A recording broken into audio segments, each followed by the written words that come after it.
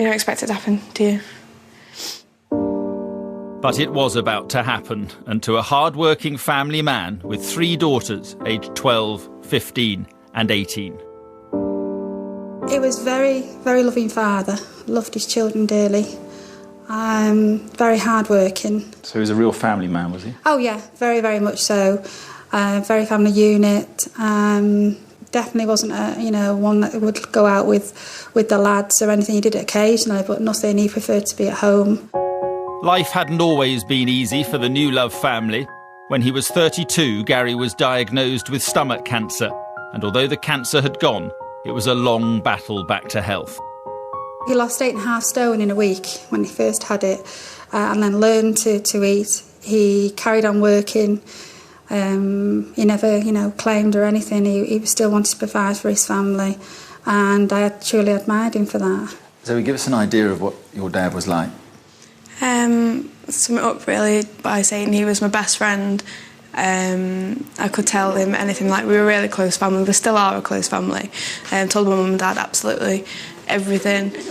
Yeah, no, he was my best friend, and that's all I can say really. Just like, best guy ever.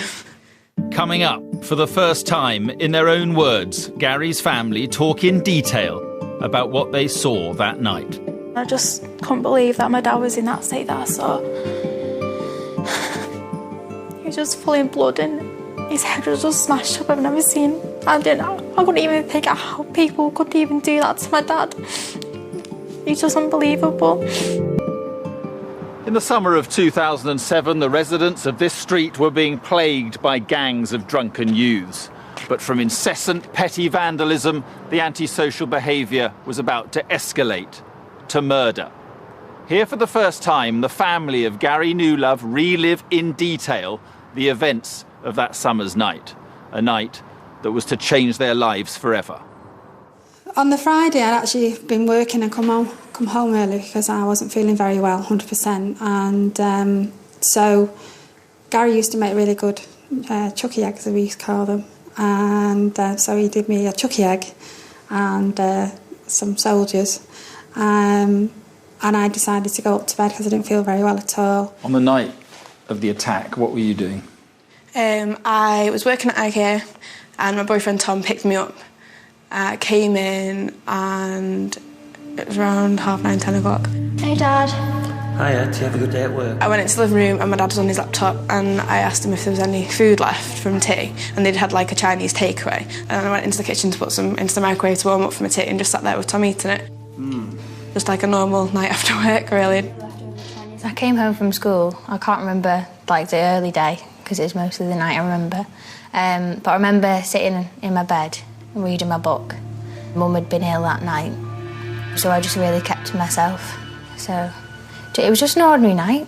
Just thinking it was like last weekend. Nothing seemed different at all. At around 10:30 p.m, the family were settled inside the house, a normal Friday night. You'd heard noise, which was usual, but then we'd heard glass being smashed, which kind of then you kind of heckles go up and thinking, oh God, what have they done now? And then I heard a thud against my car, and that's when I thought there's something really going on that's not, they're attacking my car again.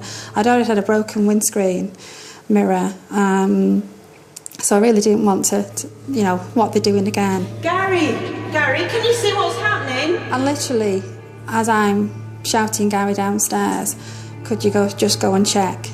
My daughter Amy runs down with her dad as well, and he said, yeah, I'll go and check them.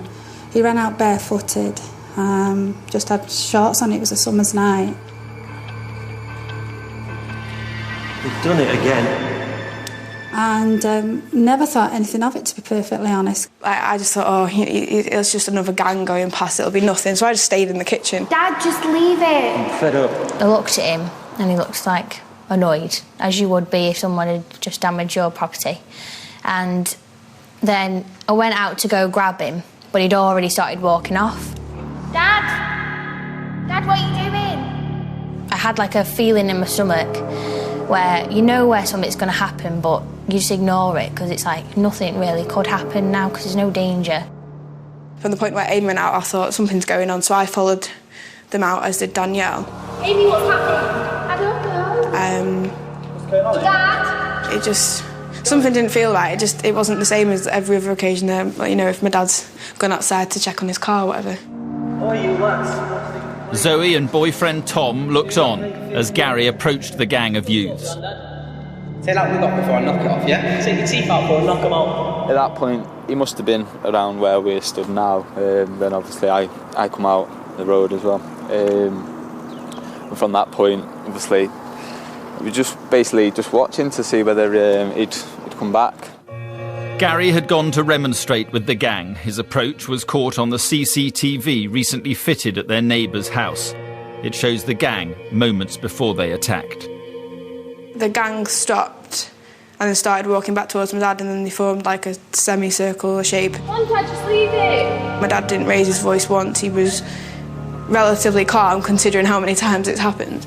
And then one guy hit my dad, and then they all started hitting my dad.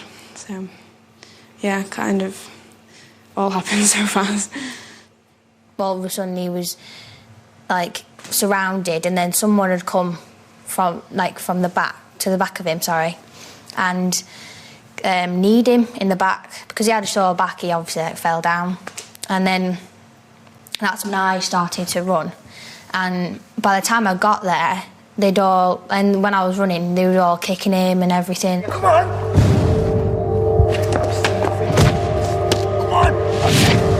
He got punched, got hit as well, and then he went down. And at that point he went down, obviously I actually ran up there, obviously followed by Amy and Danielle at that point as well, and Zoe.